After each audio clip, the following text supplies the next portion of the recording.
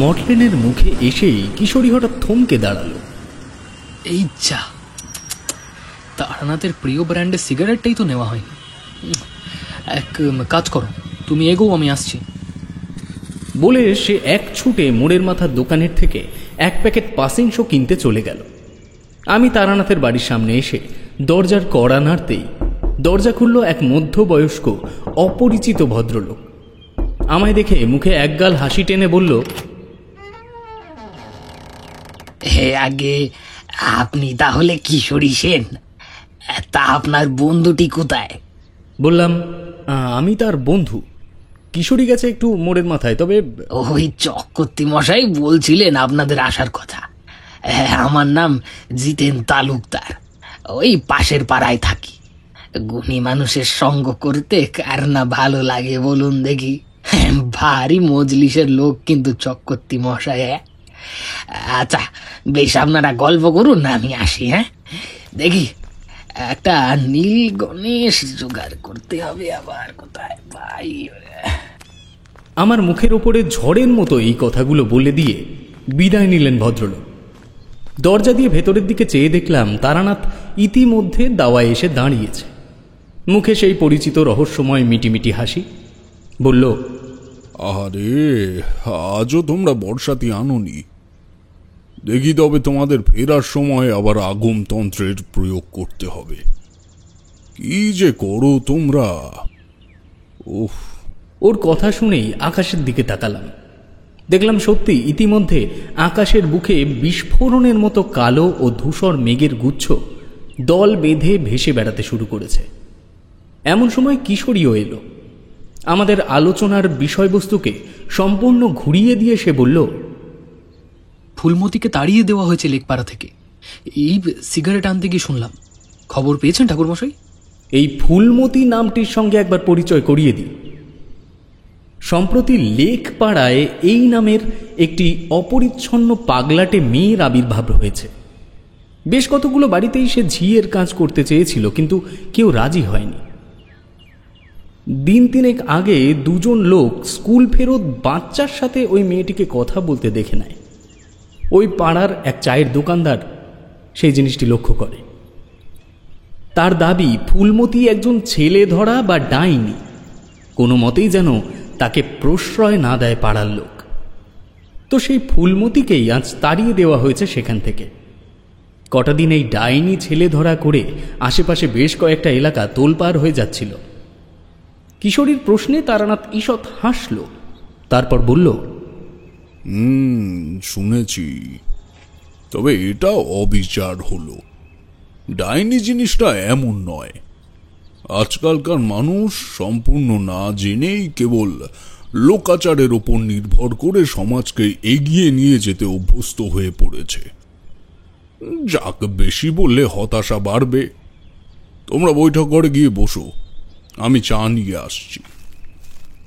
এই সময়টা আমাদের মাঝে মাঝেই তারানাথ ইচ্ছাকৃতভাবে দিয়ে থাকে একটু ধূমপানের জন্য। আমিও কিশোরী ত্রিপল টানানো বারান্দার কোণে ঘেঁষে দাঁড়িয়ে দুটো কাঁচি সিগারেট ধরালাম। ইতিমধ্যেই ইলশে গুঁড়ি বৃষ্টি শুরু হয়েছে। কিশোরী দুটো বিক্ষিপ্ত টান দিয়ে বলল, এই ডাইনি জিনিসটা কি? মানে শুনেছি আমি, তুমি কি জানো এই ব্যাপারে কিছু? আমি যতদূর জানি বৃদ্ধা মহিলারা সাধারণত কেউ কেউ এই প্রবাদের সাথে যুক্ত হয়, এবং অলৌকিক ক্ষমতা বলতে তাদের নাকি ঝাঁটার সাহায্যে এক জায়গার থেকে অন্য জায়গায় উড়ে যাওয়ার ক্ষমতা থাকে। কিশোরী মৃদু হেসে বলল, মানুষ বানায়ও কিছু। হ্যাঁ, ওই হে, ভেতরে এসো। আমরা ব্যস্ত হয়ে সিগারেট ফেলে বৈঠক ঘরে প্রবেশ করলাম। তারানাথ চায়ের কাপ সহ থালাটি নামিয়ে রেখে একটা আরাম সূচক শব্দ করে তক্তপোষে বসল। তারপর বলল, ডাইনিরা ঝাঁটা নিয়ে উড়ে এক জায়গার থেকে অন্য জায়গায় যেতে পারে। কথাটি কিন্তু ভুল। আমি জানতাম। কিশোরী, আমার কথা এখনো শেষ হয়নি। তারা চাইলে একটি স্থানকে তুলে নিয়ে অন্য স্থানে অধিষ্ঠান করিয়ে দিতে পারে। এর গীত হয়ে যায়। কিন্তু তোমাদের মগজের ধার কাছের থেকেও যাবে না সেসব বিষয়। নাও চা তোলো, নইলে ঠান্ডা হয়ে যাবে, খেয়ে নাও। আমি কাপ তুলে নিয়ে প্রশ্ন করলাম, ঠাকুমশাই আপনি দয়া করে বাঁচছাদ দিয়ে কিছু বলবেন না। আজ প্রায় 1 মাস পর আমাদের দেখা হলো, একটা হাড় হিম করা গল্প না শুনে কিন্তু ফিরব না। তারানাথের মুখে সেই রহস্যময় হাসি। চায়ের কাপে একটা ছোট্ট চুমুক দিয়ে সে বলল, হাড় হিম করা বলতে তোমরা যা বোঝো আমার কাছে কিন্তু তা নয়। এই ধরিত্রীর বুকে যে জিনিসের কোনো বাস্তবিক ব্যাখ্যা পাওয়া যায় না, তেমন প্রতিটি জিনিসই হাড় হিম করা হতে পারে। কেবল বিদঘুটে চেহারার ভূত, পিশাচ, মামদোর দল মানুষের মনে বেশি দিন ভীতির সঞ্চার করে রাখতে পারে না। আজীবন গায়ে কাঁটা দেওয়ার মতো ঘটনাগুলিকেই হাড় হিম কথাটির তকমা দেওয়া যায়। এমন ঘটনা আমার জীবনে বিস্তর ঘটেছে, যেসব দিনগুলোর কথা মনে পড়লে আজও হৃৎপিণ্ডের শব্দ স্পষ্ট কানে ভেসে আসে। কিশোরী এতক্ষণ চুপ করে চা পান করছিল। এবারে সশব্দে পেয়ালার অবশিষ্ট চা গলব্ধকরণ করে বলল, বলুন না ঠাকুরমশাই, তেমন একটা ঘটনা। ও দাঁড়ান, এই নিন আপনার পছন্দের সিগারেট। কেমন? তারানাথ প্যাকেট থেকে একটা সিগারেট বের করে তার ঠোঁটে ঝোলালো, তারপর বলল, একটা ঘটনার কথা মনে পড়ছে।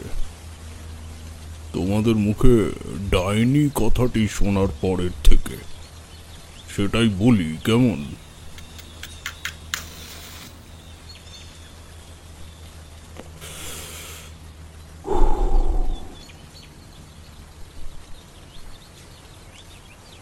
আমার গৃহত্যাগী জীবনের মধ্যপথ। উচ্চমার্গে সাধুসঙ্গ করতে করতে শক্তি নেহাত কম সঞ্চয় করিনি। চন্দ্র দর্শন তখন আমার নখদর্পণে।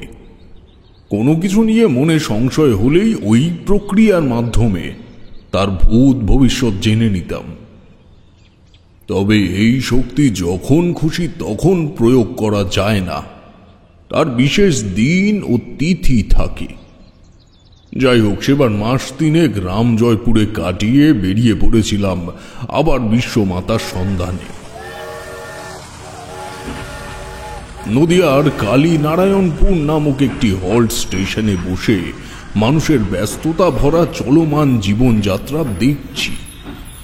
এমন সময় পেছন থেকে একজনের ডাক শুনে চমকে উঠলাম। আরে তুই তারানাথ না? খুব বেশি সময় লাগলো না ডান পিঠে ছেলেটিকে চিনতে। আরে বীরজা, তুই? আরে তুই এখানে কি করছিস? আরে সে অনেক কথা, তার আগে তুই বল খবর কি তোর? আর বাড়ির দিকে কি আর যাবি না ঠিক করেছিস? তুই কোথায় ছিলি এতদিন? আমি রামজয়পুর থেকেই তো এলাম। আর এই কি অবস্থা করেছিস নিজে? কাজবাজের খুব ধকল যাচ্ছে মনে হচ্ছে নাকি? আমার প্রশ্ন শুনে বীরজার মুখ ঈষৎ শুকিয়ে গেল। আমি বেঞ্চের কোণার দিকে একটু সরে গিয়ে তাকে বসতে দিলাম। সে বলল, তোর কাছে লুকাবো না, তবে গায়ের লোক কেউ কিন্তু এই কথা জানে না। আমার শ্বশুর বাড়ি শান্তিপুরে, তা তো তুই জানিস। আজ মাস 2 হলো আমার শালা বিয়ে করেছে, কিন্তু কি জানিস, মেয়েটি কেমন যেন উন্মাদ মতন হয়ে গেছে কয়দিন হলো। প্রথমত তার স্বামীকে সহ্যই করতে পারে না, তাছাড়া নিজের প্রতি না আছে কোনো খেয়াল, না আছে সংসারের প্রতি। কেমন যেন আপন ভোলা মানুষ হয়ে গেছে মেয়েটি। এখানে এসেছিলাম এক কবিরাজের কাছে, উনি এই বীরজা ওর জামার বুক পকেট থেকে একটা ছোট্ট শিকড়ের টুকরো বের করে আমার হাতে দিয়ে বলল, এই শিকড় তাবিজে ভরে ধারণ করতে বললেন কবিরাজ মশাই। তবে আমার না মনে হচ্ছে না এতে কোনো কাজ হবে। কেন? আরে কারণ আমি তো নিজের চোখে দেখেছি মেয়েটিকে এতদিন। আমার স্ত্রী অন্তঃসত্ত্বা, সেও ওখানে আছে। তবে সিঁড়ি বেয়ে ওঠানামা এখন করা বন্ধ। তাই রুনিকে, মানে আমার শালার বউকে, খেতে দিতে 3 বেলা আমি যাই। ওর স্বামীকে দেখলেই কেমন করে ওঠে যেন। হাতের কাছে পেলে যেন যেন মেরেই ফেলবে। আবার কোনো কোনো সময় সারা বাড়ি এক করে ফেলে চিৎকার করে। বলে আমরা নাকি তাকে জোর করে ধরে রেখেছি। কি মুশকিল বলতো। ছেলেটারও কাজবাজ বন্ধ হয়ে গেল। মেয়েটির ব্যাপারে বাড়িতে খবর দেওয়া হয়েছে? শালা ভালোবেসে বিয়ে করেছে বাপ মা মরা মেয়েটিকে। ছোট থেকে এক অনাথ আশ্রমে মানুষ হয় সে। বয়স এখনো খুব বেশি নয়, ওই 17 কি 18। শালা বলে ওই আশ্রমেরই একটা বুড়ির সাথে সে নাকি শেষ কয়েকটা বছর ছিল। বীরভূমে বাণিজ্য করতে গিয়ে মেয়েটির সাথে তার দেখা হয় এক নদীর পাড়ে নৌকা পার হওয়ার সময়। সেখান থেকেই পছন্দ এবং একেবারে বিয়ে করে নিয়ে বাড়িতে ফেরা। সেই বুড়িও এখন আর বেঁচে নেই। তাহলে তুই বল কাকে খবর দেব? বীরজা থামল। পুরো কথাটি শোনার পর তাকে সমবেদনা প্রকাশ করা ছাড়া আর অন্য কিছুই তখন আমার মাথায় আসেনি। এমন সময় সে বলল, তোর তো এখন বিশেষ কোনো কাজ নেই, একবার যাবি আমার সাথে? হয়তো তুই দেখলে বুঝতে পারবি ব্যাপারটা। আমি? হ্যাঁ তুই। খুব তো সাধু সন্ন্যাসী করছিস এতগুলো বছর ধরে, পারবি না আমার সারাটা সংসারটাকে বাঁচাতে? শুনেছি ঈশ্বর তোদের মতন সাধক শ্রেণীর মানুষের ডাকে দ্রুত সাড়া দেয়। দয়া করে না করিস না ভাই। ওঝা বুদ্ধি এসব করতে করতে আমি একেবারে ক্লান্ত হয়ে গেছি। একই সাথে আমার স্ত্রীটাও গর্ভবতী। অন্তত বন্ধুর এই দিকটা একবার বোঝ। জানিস তো এইসব কথা সমাজে আলোচনা করলে কত দূর যাবে। এরপর আর না করা যায় না। হাজার হোক বীরজাভূষণ আমার বাল্যকালের বন্ধু। ওর সাথে চৌধুরীদের পুকুর থেকে কম চুরি করে মাছ ধরেছি এতদিনের একটা ঘরকুড়েমির পর। ইচ্ছে ছিল কোনো এক গভীর জঙ্গলে বা প্রশান্ত শ্মশানে গিয়ে এক মনে সাধনা করব, কিন্তু তাই যাত্রায় আর হলো না। তবে আগে কি জানতাম এই কালীনারায়ণপুর স্টেশন, বীরজার সাথে দেখা হওয়া সবই অন্য একজনের ইচ্ছেই ছিল। তারানাথের এই কথাটি যেন গরম তেলে জল পড়ার মতো ফুটলো আমাদের কানে। কিশোরী প্রশ্ন করল, মানে অন্য একজনের ইচ্ছায় বলতে? এখনই বললে তোমাদের বুঝতে অসুবিধা হবে। আগে পুরো গল্পটা মন দিয়ে শোনো। শান্তিপুরগামী ট্রেন ধরে যখন স্টেশনে নামলাম তখন সূর্য মাথার উপর থাকার কথা, কিন্তু সময়টা শ্রাবণের মাঝামাঝি। রোদ আর মেঘের ছায়ার খেলা সারা দিন চলতে থাকে। সে মুহূর্তে মেঘের প্রাধান্যটাই বেশি ছিল। স্টেশনের ছাউনির থেকে নেমে ইট পাথর মিশ্রিত রাস্তা ধরে হাঁটছি বীরজার শ্বশুর বাড়ির উদ্দেশ্যে। চারিপাশে চাষের জমি থেকে শুরু করে পুকুর, খাল, বিল সব জলে থই থই করছে। কাজেই বুক চিতিয়ে ওঠা রাস্তাটিকে দেখলে মনে হচ্ছে যেন অথই তরঙ্গিনীর বুকের ওপর থেকে কোনো ঐশ্বরিক মন্ত্র বলে একটা লালচে সুতো কেউ ভাসিয়ে দিয়েছে। বীরজাকে বললাম, এদিকে বেশ ভালোই বৃষ্টি হয়েছে দেখছি। এর মধ্যে বাড়ি ঘরদোর সব ঠিক আছে তো? শ্বশুর মশাই ওই একটাই ভালো কাজ করে গিয়েছিলেন তার আমলে। একটা পেল্লাই দোতলা বাড়ি বানিয়ে রেখেছিলেন লটারিতে এককালীন টাকা পেয়ে। কাজ করে গেছেন বলতে এখন আর নেই? আজ তো তাও প্রায় বছরখানেক হতে চলল ওনার গঙ্গা প্রাপ্তি হয়েছে। তাই নাকি? অবশ্যই আমার কি দিন কি রাত কি মাস কি বছর কিছুই ঠাউর থাকে না। এর মধ্যে যে কতবার মনে হয়েছে এই তো কদিন আগে বীরজার বিয়েতে হই হই করে আনন্দ করে গেলাম। ওইটা কি? বীরজার কথায় চমকে উঠে ওর দৃষ্টি অনুসরণ করলাম। দেখলাম দূরে একজন ঘোর কৃষ্ণ বর্ণের লোক হাতে একটি পাচন বাড়ি নিয়ে কয়েকটা শুয়োরের ছানাকে তাড়িয়ে নিয়ে যাচ্ছে গন্তব্যহীন ভাবে। কারণ যেদিকে উনি যাচ্ছেন তার দূর দূরান্ত পর্যন্ত কেবল উন্মুক্ত জলাভূমি ছাড়া আর কিছুই দেখা যাচ্ছে না। আমি কিন্তু চিনতে পেরেছি লোকটাকে। তোমরাও হয়তো এতক্ষণে বুঝে গেছো, এই পার্থিব শরীর নিয়ে স্বয়ং কাল ভৈরব আমায় আগেও দেখা দিয়েছেন। আমার গ্রাম সংলগ্ন কৈখালির মাঠে আমি বিশ্লেষণে না গিয়ে মনে মনে শ্রদ্ধাপূর্বক প্রণাম করে এগিয়ে গেলাম। বীরজা বলল, পাগল নাকি? এই জলের মধ্যে সুবোধ চড়িয়ে বেড়াচ্ছে। লোকটাকেও তো আগে দেখেছি বলে মনে হয় না। চল, দ্রুত পা চালা, আকাশের অবস্থা কিন্তু ভালো না। বিষয়টাকে এড়িয়ে গেলাম ঠিকই, কিন্তু বুঝতে আমার বাকি রইল না। কোনো একটা বৈপরীক জগতের সঙ্গে আমার খুব শীঘ্রই পরিচয় হতে চলেছে, নইলে এই মহাপুরুষের দর্শন আমি পেতুম না।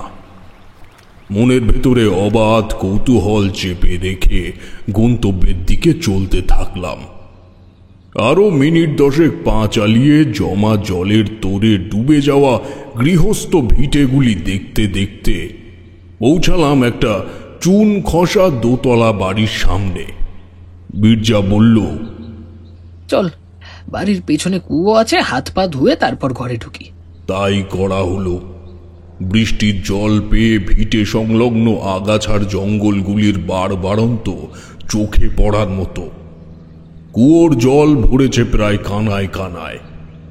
বীরজা বালতিতে জল তুলে নিজের ও আমার পায়ে ঢেলে দিয়ে আবার যখন কুয়োর পাত্রটি নামালো, তখন আবার গুড়ি গুড়ি বৃষ্টি শুরু হয়েছে। স্বভাবতই আমার চোখ আকাশের দিকে যেতেই একটা কিছু চোখে পড়ে আমায় মুহূর্তের জন্য ঘোর অন্ধকারের দ্বারস্থ করল। স্বভাবতই হাত চলে গেল চোখের ওপরে। ঈষৎ ডলতেই যে ধারালো পাতলা জিনিসটি দৃষ্টিগোচর হলো, তা একটি নখের টুকরো। বীরজা বলল, কিরে, কি হলো তোর? আমি ততক্ষণে বিস্মিত হয়ে আবার ওপরের দিকে তাকিয়েছি। বীরজাও আমার দৃষ্টি অনুসরণ করল। দেখলাম একটি মেয়ে দোতলার একটি ঘরের জানলার কাছে দাঁড়িয়ে আমার দিকে এক দৃষ্টিতে চেয়ে রয়েছে। বীরজার চোখেও পড়েছে এই দৃষ্টি নিবেদন।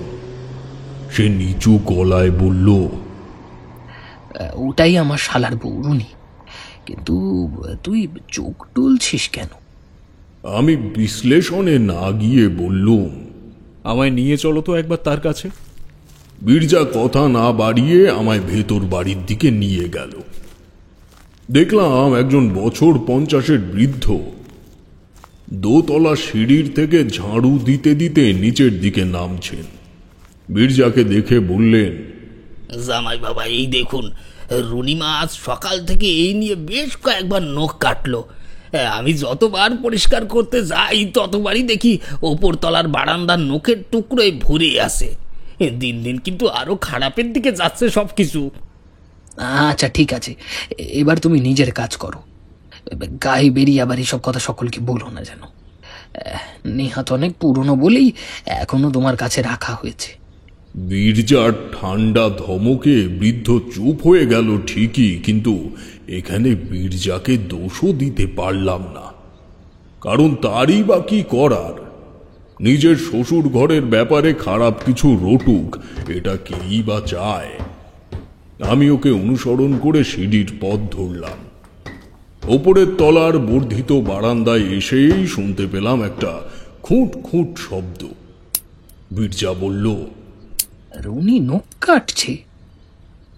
বলে ভ্রুকুটি করে সে উত্তর কোণের ঘরের সামনে গিয়ে হাঁক দিল, রুনিমা, এই রুনিমা, দরজা খোলো।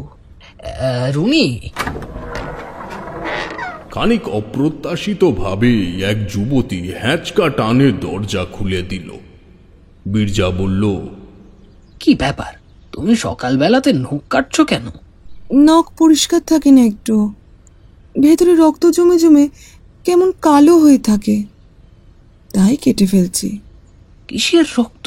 জানি না কিসের, তবে আচ্ছা ঠিক আছে, তুমি ভেতরে গিয়ে বসো, আমার বন্ধুটি এখনই তোমার সাথে কথা বলবে। বাধ্য মেয়ের মতো সে ঘরের মধ্যে ঢুকে বিছানার এক কোণে বসে পড়ল। আমরা ঘরের ভেতরে প্রবেশ করলাম। পায়ের তলায় রীতিমতো শক্ত শক্ত নখের টুকরো বাঁধছে, তা বেশ অনুভব করছি। আমি তার পাশে বসে প্রথমে তাকে পুঙ্খানুপুঙ্খ পর্যবেক্ষণ করে নিলাম। হাতের ও পায়ের আঙুলের মুখগুলো রক্ত ভেজা হয়ে গেছে। আমি নিচু গলায় প্রশ্ন করলাম, তোমার কি কিছু হয়েছে মা, বা তুমি কি কোনো অসুস্থতা বোধ করছো? মেয়েটি বেশ কিছুক্ষণ চুপ করে থাকার পর শান্ত গলায় উত্তর দিল, আমার কিছু হয়নি, তবে দুজনের হবে। কার কি হবে? ইতিমধ্যেই তার চোখ দুটি যে ঘোর রক্তিম বর্ণ হয়ে উঠেছে তা টের পেলাম এই প্রশ্নে আমার দিকে তাকানোর পরেই। তার চোয়াল শক্ত হয়ে এসেছে ও চোখের কোণ থেকে তীব্র রোষের প্রতিফলন হয়ে চলেছে অবিরত। থমথমে গলায় বলল, বিশু ঘোষ আর রমেন রক্ষিত আমার হাতে পার পাবে না, প্রত্যেকের জবাব পাবে, এই বলে রাখলুম। এই কথা শুনে আমি সন্দিগ্ধ দৃষ্টিতে বীরজার দিকে চেয়ে দেখি তার অবস্থাও ঠিক আমারই মতো।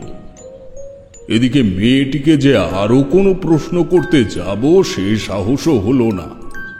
তার মুখের অভিব্যক্তি দেখলে সেখানে বসে থাকাও দুষ্কর বলে মনে হয়। আমি বীরজাকে চোখের ইশারায় ঘরের বাইরে যেতে বলে নিজে খানিকক্ষণ রুনির কপালের দিকে চেয়ে তার বিধি বোঝার চেষ্টা করলাম, কিন্তু তা এতটাই এলোমেলো যে সঠিকভাবে তার গতিবিধি নির্ণয় করার কোনো উপায় নেই। কেবল এইটুকুই বুঝলাম তার দেহ লক্ষণ দেখে যে সে কোনো স্বাভাবিক মানব সন্তান নয়। কিছু একটা তার মধ্যে বর্তমান যা সরল মানব প্রকৃতি থেকে তাকে পৃথক করে। আমি ঘর থেকে বেরিয়ে আসার কয়েক সেকেন্ড পরেই আবার সজোরে ঘরের দরজা বন্ধ হয়ে গেল। কেন জানি না আমার তখনই মনে হয়েছিল সে বিছানা থেকে উঠে এসে এই কাজ করেনি, করল কোনো অদৃশ্য শক্তি। নিচের তলার বৈঠক ঘরে ফিরে এসে দেখি একজন অন্তঃসত্ত্বা মেয়ের সাথে বীরজা নিরাশ মুখে কিছু আলোচনা করছে। বুঝলাম এটি আমার বন্ধুর স্ত্রী। মুখের অস্বাভাবিকতা কাটিয়ে বললাম, কেমন আছো বৌঠান? আশা করি আমার কথা বীরজা বলেছে। সে তো অনেক আগের থেকে আপনাদের কথা, আপনাদের বাবা ঠাকুরদার কথা আমায় বলেছে। এই আজ আপনার সাথে দেখা হলো, তবে এমন সময় হলো তাতে তো দেখতেই পাচ্ছি।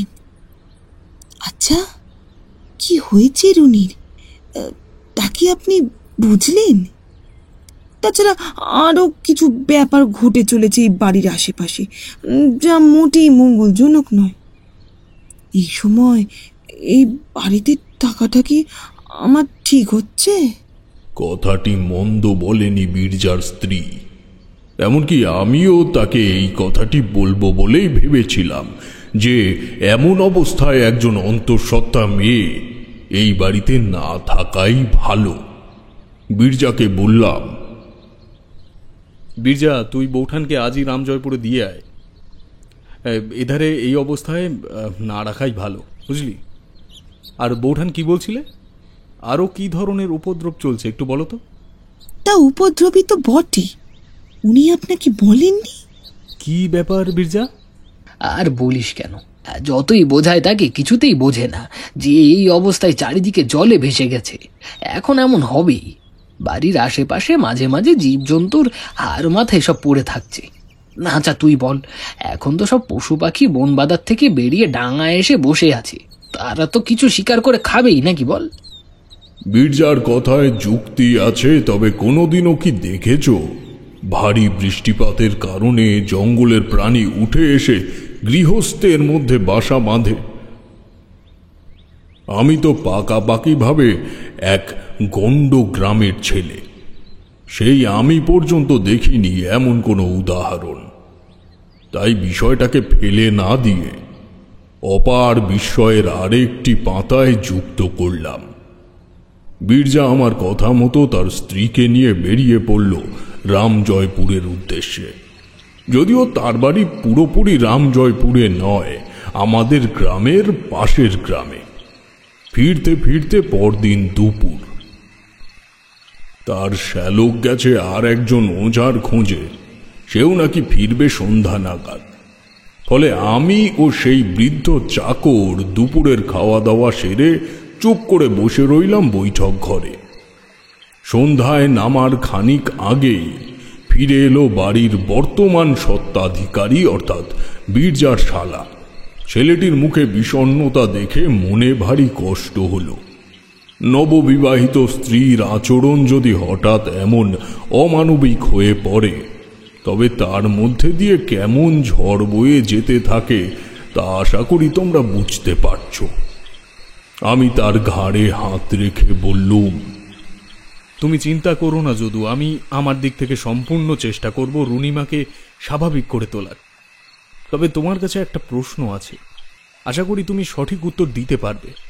রুনিমায়ের মুখে আমি দুজন ব্যক্তির নাম শুনলাম, একটি হলো বিশু ঘোষ আর অন্যজন হলেন রমেন রক্ষিত।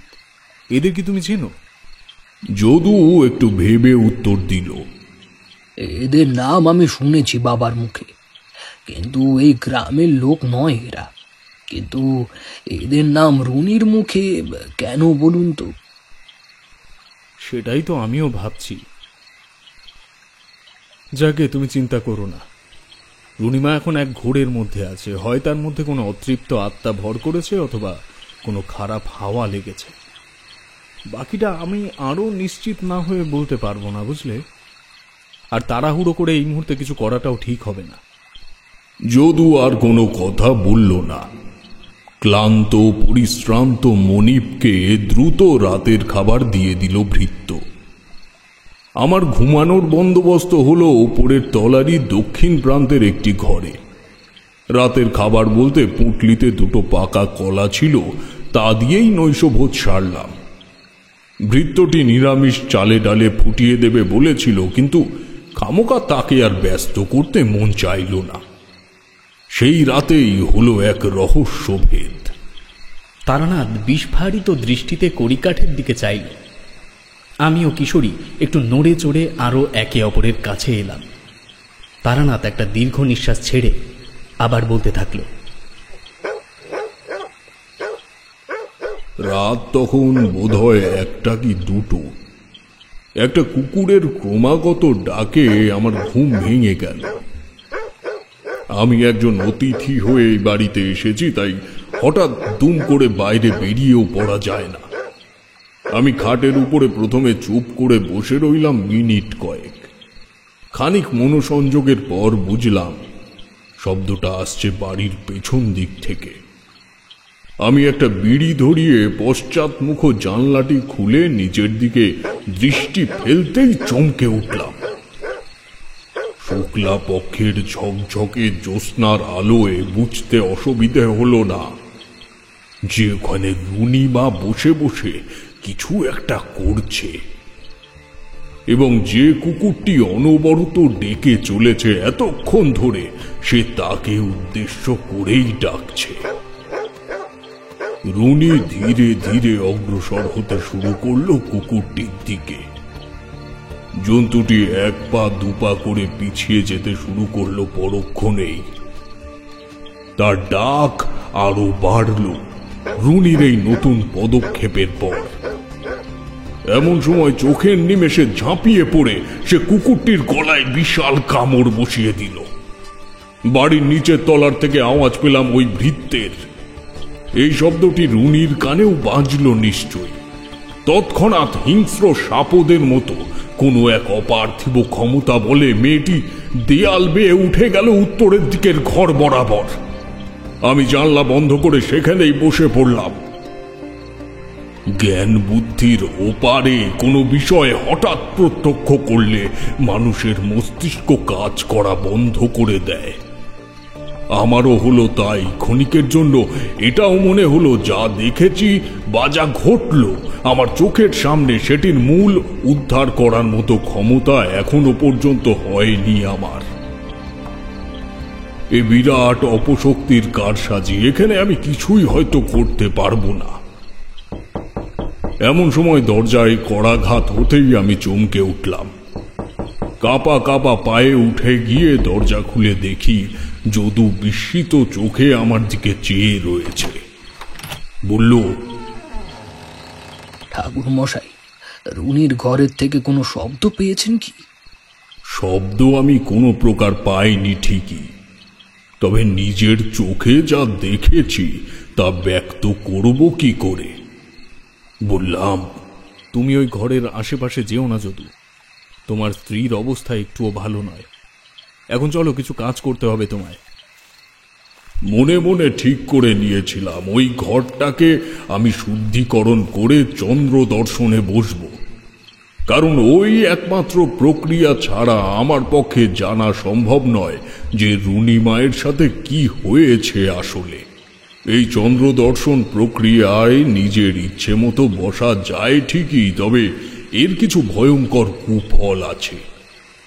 জ্যোতিষী কিন্তু মানুষের ভাগ্য দর্শন করে না, তারা কেবল নির্দিষ্ট মানুষটির জন্মতিথি জেনে নিয়ে একটা আনুমানিক ছায়াপথের দিশারি হয়।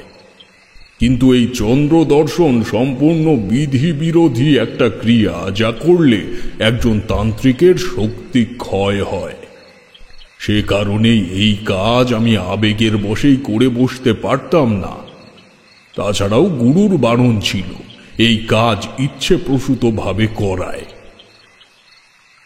রাত শেষে ভোরের প্রথম সূর্য ওঠার আগের ব্রহ্ম মুহূর্তে এই কাজ করলে ফল পাওয়া যায় মন্ত্রের মতো।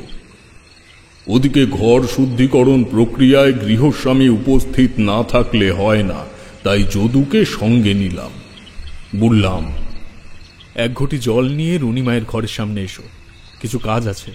সে আমার নির্দেশ নত শিরে পালন করল। এক ঘটি জল নিয়ে আমার ঘরের সামনে আসতেই আমি তাকে নিয়ে ওই উত্তরের ঘরের বন্ধ দরজার সামনে গিয়ে দাঁড়ালাম।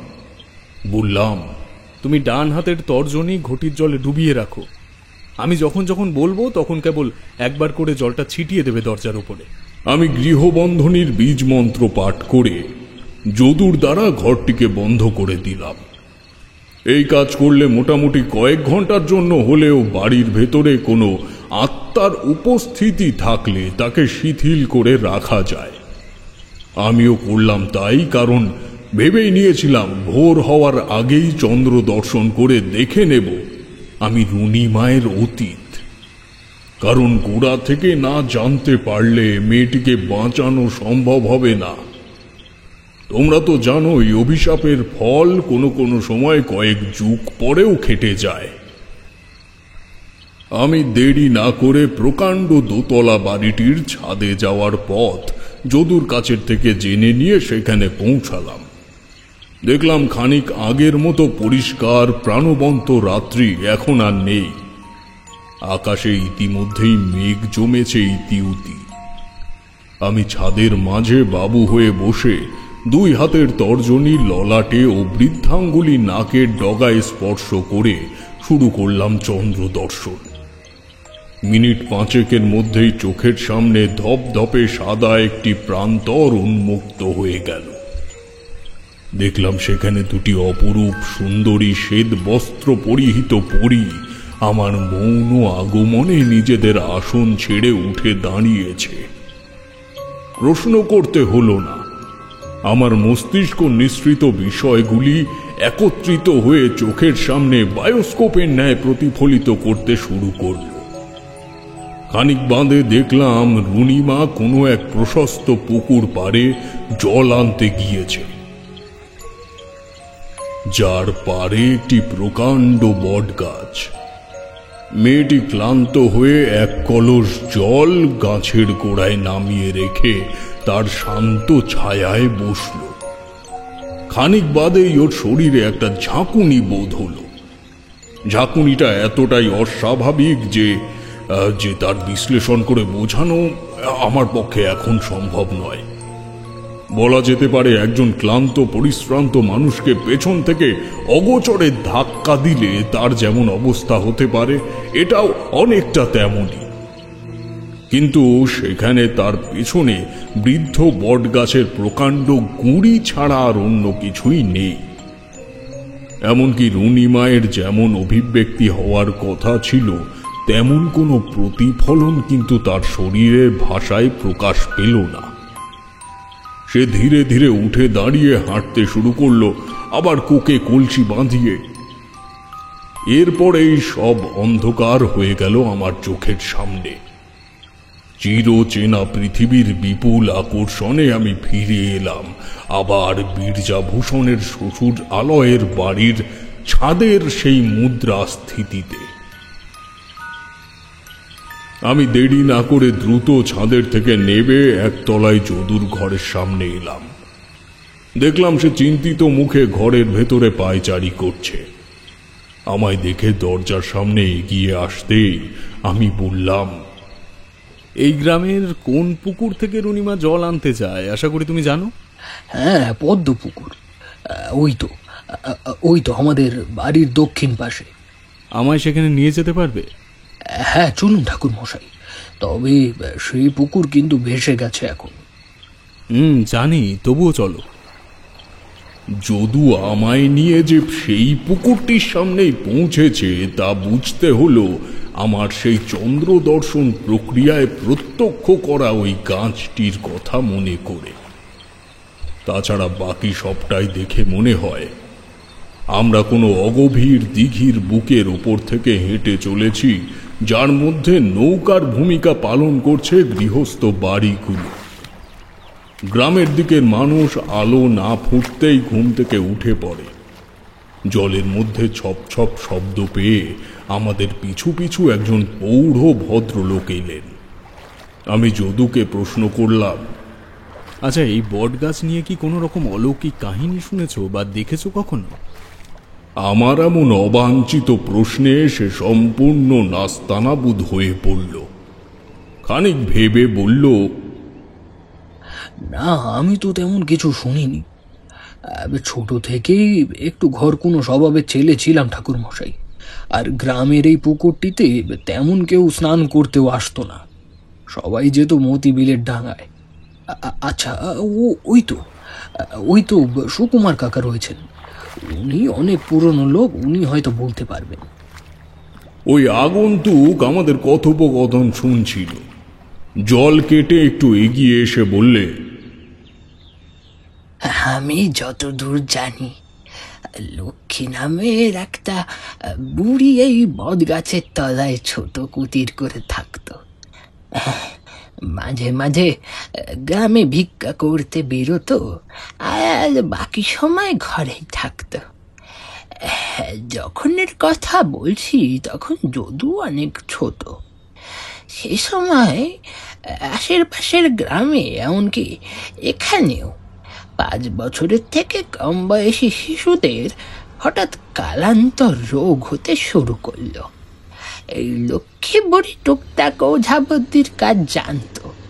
সে নিজে থেকেই বাড়ি বাড়ি ঘুরে গরিব শিশুদের দেখে আসতো এবং ওই বিভিন্ন টোটকাজি আসতো। তবে তার টোটকার কুফল বা নিয়তির ফের কিনা জানি না।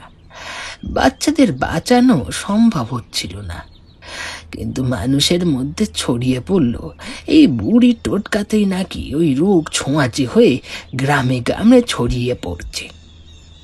তাতে সবাই শিশু ও সমাজ বিরোধী ডাইনি মনে করতে শুরু করলো। এমন সময় এক রাতে পাশের গ্রাম থেকে 2 ভূস্বামী লোক এসে তাকে পিটিয়ে মারে বলে শোনা যায়। দিনের আলো ফোটার পর থেকেই আর তাকে দেখা যায়নি। দুজনের নাম কি বিশু ঘোষ আর রমেন রক্ষিত? বৃদ্ধের চোখ কপালে উঠল, থমথমে গলায় বলল, আপনি জানলেন কি করে? অনেক ধন্যবাদ আপনাকে। যদু, চলে এসো। যদু আমার কথা অনুযায়ী মুখ বুজে হাঁটতে শুরু করলো বাড়ির উদ্দেশ্যে। আমি ঠিক করে নিয়েছি মনে মনে যে তখন আমায় কি করতে হবে। বাড়িতে ফিরে এসে যদুকে বললাম, আমায় একটু সাদা সর্ষে এনে দিতে পারবে, আর গোটা তিনেক রাম তুলসীর পাতা? নিশ্চয়ই ঠাকুর মশাই, আমি এখনই এনে দিচ্ছি। যদু প্রয়োজনীয় সামগ্রীগুলি এনে দেওয়ায় আমি কয়েক দানা সর্ষে ও তুলসীগুলি ডান হাতের মুঠোতে নিয়ে উত্তর বললাম, তোদের সাথে আমার কিছু বিশেষ কথা আছে। আমাদের বড় একটা সিদ্ধান্ত নিতে হবে। খুব বিপদে পড়ে গেছিস এটুকু বলতে পারি। যদুকে একটু স্নান করিয়ে দিয়ে তারপরে এই বৈঠক ঘরে নিয়ে আয়। আমি এখানে অপেক্ষা করছি। মিনিট 15 পরে বিরজা যদুকে নিয়ে বৈঠক ঘরে এলো। ছেলেটির চোখ মুখ তখনও নীরব ও পাথর সম। বললাম, বীরভূমের কোন অঞ্চল থেকে বিয়ে করে এনেছো এই মেয়েটিকে? যদু ইতস্তত করে বলল, ওর মুখেই গল্প শোনা। ওর ছোটবেলার ব্যাপারে আমি জানিও না ভালো করে, তবে আমি ওকে নিয়ে এসেছি সেদিন এক পাগলি বুড়ি আমায় বারণ করেছিল। তখন রুনি বলেছিল,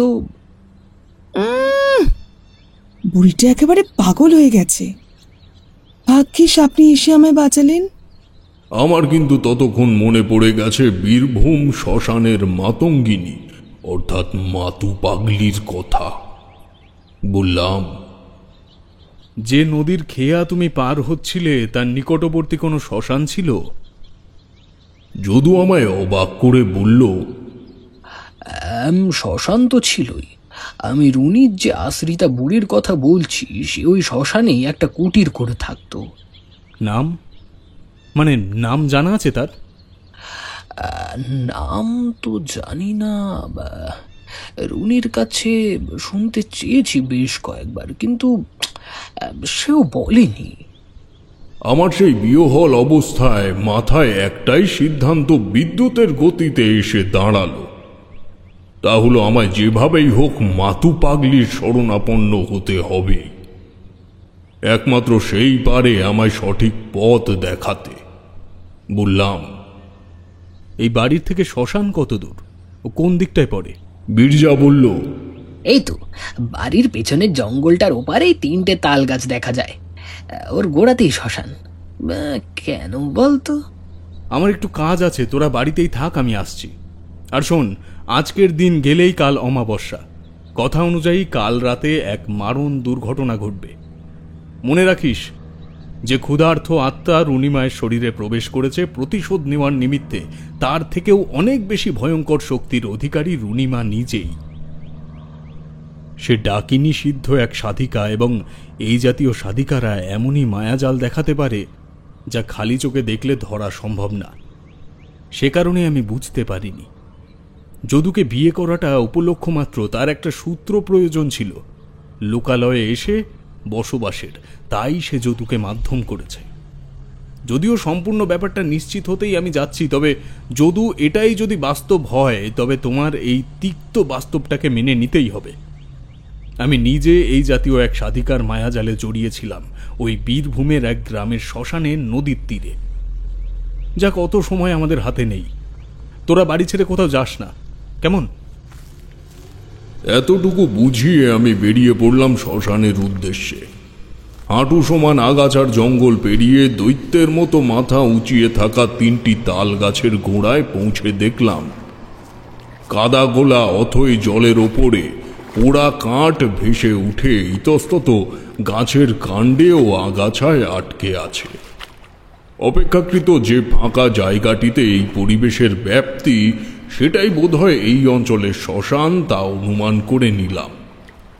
তোমরা তো জানোই, নিম্নতন্ত্রের অধিকারী সাধক বা সাধিকাদের জন্য প্রশস্ত বাসস্থান হলো এই শ্মশান ভূমি। আমাদের মতো পথচারী সন্ন্যাসী বা তান্ত্রিকদের কিন্তু শ্মশান কেন্দ্রিক জীবনযাপন করার ছিল না। কেবল কিছু কিছু বিশেষ সাধনা করার নিমিত্তে এসব অঞ্চলে যেতে হতো।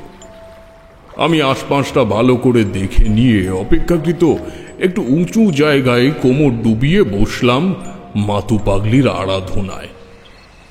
নিম্নতন্ত্র বিদ্যায় অধিকারীদের শরণাপন্ন হওয়ার একটা বিশেষ বীজ মন্ত্র আছে। মাতু পাগলির নাম স্মরণ করে শুরু করলাম সেই বীজ মন্ত্র পাঠ। মনে অগাধ বিশ্বাস ছিল উনি আমায় দেখা দেবেনি, আর হলোও তাই। কতক্ষণ পরে জানি না একটা মৃদু কাশির শব্দে আমি সজাগ হয়ে বসলাম। পরক্ষণে শুনতে পেলাম, আমি জানতাম পোড়ামুখ তুই আসবি, তোকে তো আমি ডেকেছি। শোন, ওই রুনি আমার কাছে ছিল কয়েক বছর। ওর শরীরে তন্ত্র শিক্ষার জ্যোতি দেখেছিলাম। সে ডাকিনী তন্ত্রে সম্পূর্ণভাবে সিদ্ধি লাভ করেনি ঠিকই, তবে বেশ কিছু শক্তি সে অর্জন করেছে আমার দ্বারা। তুইও তো ছিলি কদিন, তবে তুই সেই তাড়ানাথি রইলি। নিম্নতন্ত্র অতীব ভয়ঙ্কর। এতে কাম আর ক্রোধের উপরে অসংযম শেখানো হয়। বৈষয়িকতার কোনো স্থান নেই এখানে। কিন্তু সেই চতুর রূপ ও অর্থের প্রাচুর্যের লোভ সামলাতে না পেরেই বিয়ে করেছে। আমি জানতাম বিয়ের কিছু মাস পরের থেকেই তার ঋণাত্মক শক্তি তার ভেতরকার ডাইনিকে ধীরে ধীরে জাগিয়ে তুলবে। হয়েছেও তাই। আর তার মধ্যেকার আত্মা লক্ষ্মী, সে এক নিরীহ বৃদ্ধা ছিল। তাকে তুই প্রতিশোধ নিতে আটকাস না। তবে তবে মা, রুনিমা যদি খুন করতে অগ্রসর হয় ওই বিশু আর রমেন রক্ষিতকে, তবে তো সবাই তাকে খুনি ভাববে, কারণ সেই বৃদ্ধার আত্মাকে তো কেউ দেখতে পারবে না। ওল আউট! আমি সব ভেবেই কথা বলি। লক্ষ্মী রুনির উপর ভর করেছে সে ডাইনি বলে, অন্য কোনো কারণে নয়। তবে সে আগেই অন্য মানুষের ভিতরে সঞ্চার হয়ে প্রতিশোধ নিতে পারত। আর ডাইনিকে বশে রাখার জন্য প্রয়োজন টাটকা আত্মা আর জানোয়ারের রক্ত। সেটার যোগান ওই বৃদ্ধাই দিয়ে এসেছে এতদিন ধরে। তোর বন্ধু স্ত্রীর পেটের সন্তান আর বেঁচে নেই। সে মৃত সন্তান গর্ভে বয়ে বেড়াচ্ছে। এই কথা আবার তুই বলতে যাস না পোড়ামুখ। লক্ষ্মী সে কচি জীবনটাকে হত্যা করে শিশুটার আত্মাকে বলি দিয়েছে রুনির পায়ে। কারণ বৃদ্ধা এই বিষয়ে দৃঢ় প্রতিজ্ঞ যে একজন ডাইনি সত্তার মানুষের হাতেই তার হত্যাকারীদের প্রাণনাশ করবে। নিজের বন্ধুর সন্তানের ব্যাপারে এমন এক হৃদয় বিদেহী কথা জানতে পেরে আমার মূর্ছা যাওয়ার অবস্থা। কাঁপা গলায় বললাম, মা, মা তাহলে উপায়? ওই চটকা গাছের গোড়ায় দেখবি একটা মেয়ের মৃতদেহ আটকে আছে। বোধহয় ভিনগ্রাম থেকে ভেসে চলে এসেছে। ওটিকে কাঁধে করে নিয়ে গিয়ে ওই বাড়ির পিছনে রাখবি। তারপর একটা বেল গাছের ছোট্ট কাঠি নিয়ে গিয়ে রনির কপালে ছুঁয়ে একলব্য সংহারের বীজ মন্ত্র জপ করবি। সেটিকে 3 বার জপ করলেই তার শরীর নিস্তেজ হয়ে পড়বে। টানা 3 মাস মারণ ব্যাধিতে ভুগবে সে। সেখান থেকে বাঁচিয়ে ফেরাতে পারলে সে বাঁচল, নইলে উচ্ছন্নে যাবে তার জীবন। তবে ডাইনি সত্তা আর জীবিত থাকবে না। সমস্ত সত্যি হারিয়ে সে স্বাভাবিক মানুষ হবে। তবে ওই বৃদ্ধার আত্মা? আমি ওই মৃত মেয়েটার শরীরে ডাকিনী লক্ষণ সঞ্চার করেছি, যাকে তুই এখন নিয়ে যাবি। তুই লক্ষ্মীর আত্মাকে নির্দেশ দিয়ে ওই মরদেহটাকে চিনিয়ে দিবি। সে এখন নরককুলের অধিবাসী হওয়ায় ঠিক চিনতে পারবে এই দেহের লক্ষণগুলোকে, যেমন চিনেছিল রুনিকে ওই পুকুর ঘাটে। সেও মুক্তি পাক প্রতিশোধ নিয়ে, মেয়েটাও বেঁচে যাক, এই কামনা করি। যা যা, আর দেরি করিস না।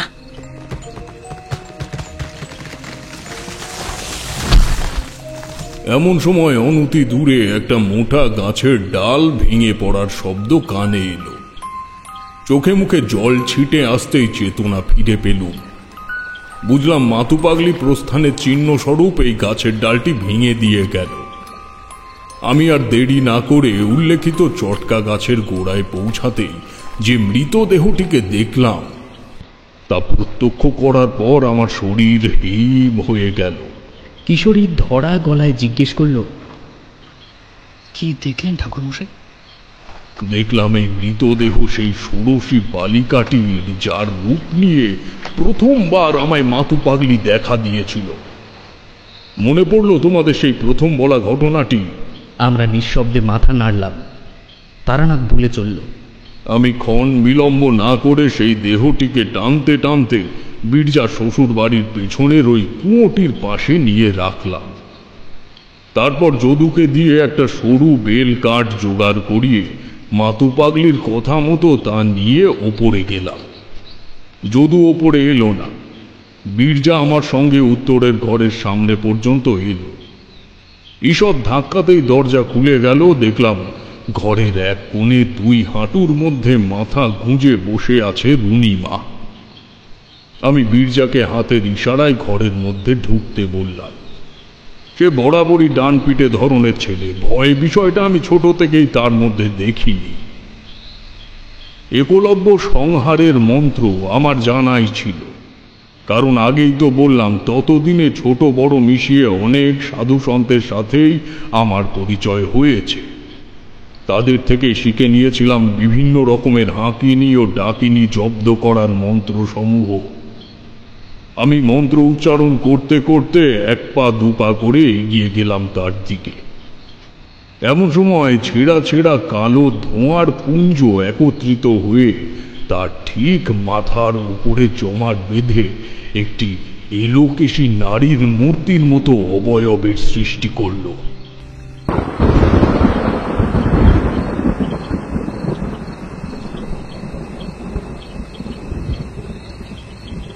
তারানাথের মুখে আমরা এই ভয়াবহ কাহিনীটি শুনে প্রায় গুটিয়ে এসেছিলাম, কিন্তু এমন উপসংহারহীন সমাপ্তিতে কেমন একটা অস্বস্তি জাগল মনে। প্রশ্ন করলাম, ঠাকুরমশাই, রুনির কি হলো তারপর? আর ওই বিশু ঘোষ আর রমেন রক্ষিতের কি ভবলীলা সাঙ্গ হলো? তারানাথ আবার একটি সিগারেট ধরিয়ে তারপর বলল, রুনি এক ভয়ঙ্কর জ্বরে পড়ল। তারপর থেকে 1 মাস কেটে গেল সেই বাড়িতে আমার, কিন্তু কোনোভাবেই কোনো ডাক্তার বদ্যিতে সেই জ্বর সারাতে পারল না। উপায় বলতে আমার কাছে তখন একটাই। জরাসুরের পুজো? কিশোরী উত্তেজিত হয়ে বলে উঠল, একদম ঠিক বলেছ। তবে তার পরিণতিটা মনে আছে তো? যে এই পুজোয় সংকল্প করবে তার ঠিক পুজো হয়ে যাওয়ার 6 মাসের মাথায় মৃত্যু হবে। যে কারণে আমার ছোট ঠাকুরদা আমাদের ছেড়ে চলে গিয়েছিল। তাই এই ক্ষেত্রে আমি উপায় জানলেও তা বাস্তবায়িত করার মতো সাহস দেখায়নি। কেবল একটা মন্ত্রপুত জবা ফুল কালভৈরবের যন্ত্র স্থাপন করে তার রুনির কপালে ছুঁইয়ে রোজ ইষ্ট নাম করার পরামর্শ দিয়ে এসেছিলাম। তবে যেদিন আমি বেরিয়ে আসি সেদিন হলো এক ঘটনা। প্রখর রোদের প্রকোপে সারা গ্রামের জমে থাকা জল তখন টেনে গিয়ে জলে সবুজ প্রান্তরে রূপান্তরিত হয়েছে মাসখানেকের মধ্যেই। গ্রাম পেরিয়ে স্টেশনে পৌঁছানোর আগে ঠিক যে জায়গায় আসার সময় সেই শুয়োর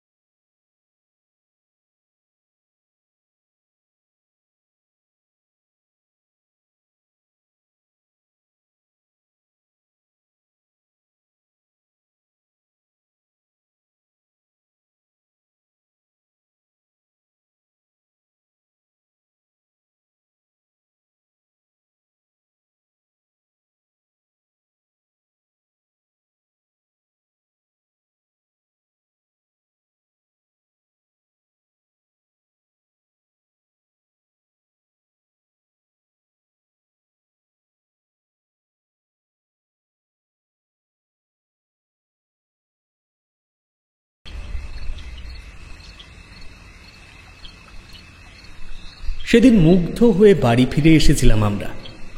পরে একদিন আড্ডায় বসে জানতে পেরেছিলাম সত্যি মাতু পাগলির কথা মতো বীরজাভূষণের সন্তান তার স্ত্রীর পেটে থাকতেই মারা গেছিল। যদিও তারা নিজেরাই বিষয়টাকে মেনে নিয়েছিল এক অমঙ্গলজনক পরিবেশে অন্তঃসত্ত্বা অবস্থায় বসবাস করার স্বরূপ হিসেবে। তবে খারাপ লেগেছিল একটি কথা জেনেই, বীরজার আর কোনোদিনও সন্তান হয়নি।